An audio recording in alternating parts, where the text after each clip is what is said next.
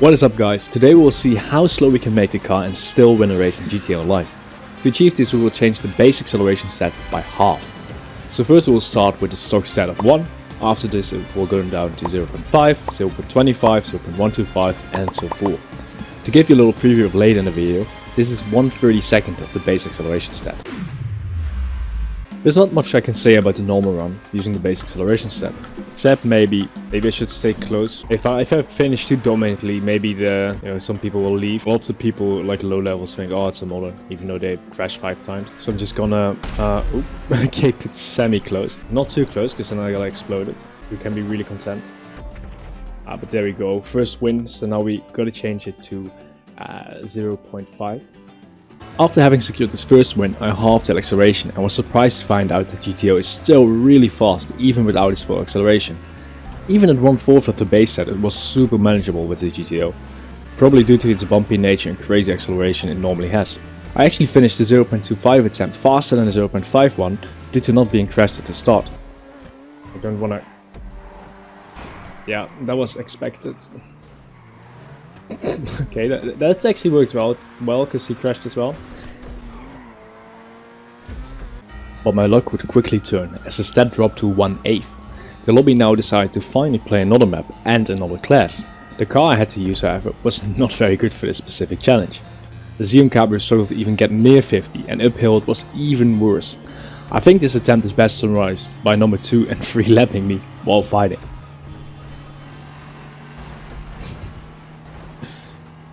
These are the guys which like finished well behind me last couple of times, and now it's just now they're just fighting and just easily overtake me. And they're not even going twice as fast, they're going like 3 times as fast. Oh, I need another lap. I was like, oh yeah, I can just let go. My next attempt was in an off-road race, much to my discontent initially. I could only think about the twisty uphill part at the end of this track, which would probably see me run backwards. But surprisingly, the trophy truck was incredible. It got up to speed pretty quickly despite being at 1/8 of its normal power. And the track was surprisingly well suited to my lack of power due to the start being a downhill. If you've ever done like soapbox racing in GTA where you just, don't use your throttle, just give your car a little ram or just floor it once and then just roll it down a hill. Really fun. I think that's basically what I'm doing with like minimal engine support.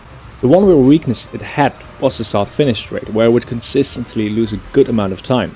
But you can definitely see, yeah, it's gaining. Especially once he gets over like that little crest. He just gets insane acceleration. Meanwhile, I'm just struggling. Despite this, I managed to stay close to the car in first place, which allowed me to profit from this mistake. But like, I'm not gaining in a straight. Ooh, this is perfect. This is gonna be clutch. Let's hope he missed it as well. Okay, now we just gotta stay ahead. Ooh, this is actually nice. I didn't even consider the third race, and this might be key to the 0.125. Okay, let's hope ketchup doesn't hit us that hard. I'm afraid it might go. Alright, but he's really far away. We gained a lot through that twisty section, but I didn't expect. Oh, but here we're going slow. Oh, but he kind of spun out there. We actually made it. We actually made it. I didn't think even this was like possible, but like now I think maybe even 0.0625 is possible with the right car. I think it's all about the car. I then moved on to 1/16 or 0.0625 acceleration compared to the 1 originally. At this point I understood that certain vehicles just weren't made for this. Yeah, this is definitely not one of his car that is pretty good. Oh, it's not a car anyways, right? So yeah, we're not getting over 30, just doesn't push on. I mean, this is just ridiculously slow. I mean, he crashed and he's still miles ahead. To be fair, I'm not gonna attempt this. We definitely gonna get a better class for this.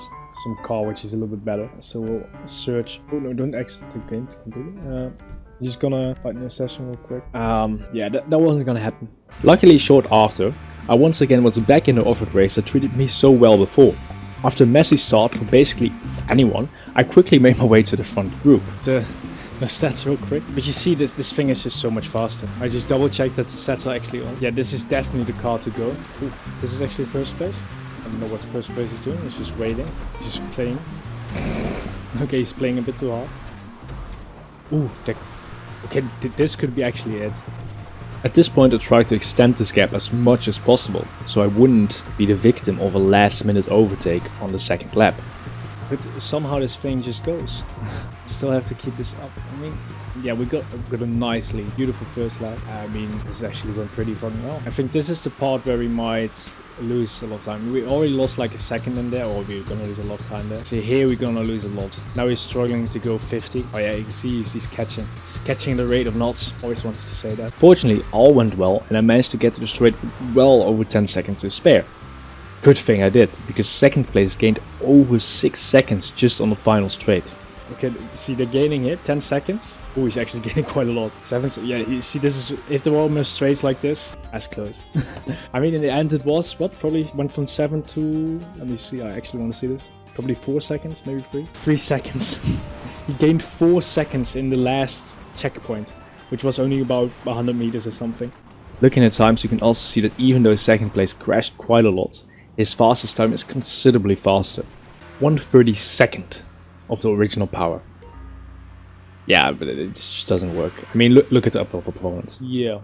I don't think 1/32 is gonna work. I'm flooring it right now. I think this kind of concludes the testing. So we now know the limit, which is 1/16 of your normal engine power.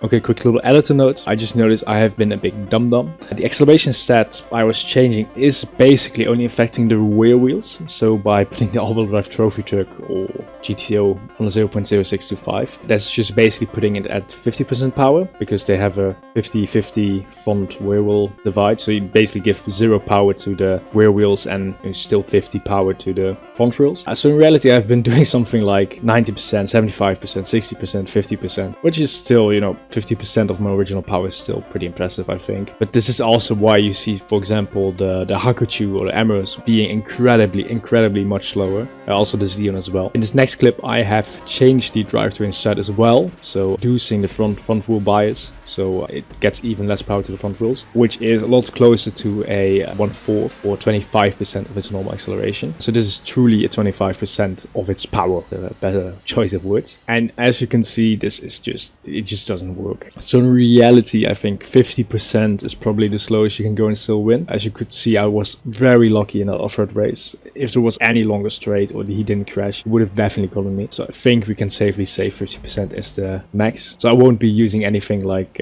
half in the title. But I mean, I wasn't lying when I said I was halving the acceleration stat, because I actually did. But yeah, it was actually more something like 90, 75, 60, 50%. Anyways, thank you for watching. Hope this wasn't too much of a disappointment. This was just a lot of pain for me. But anyways, I'll see you in the next one.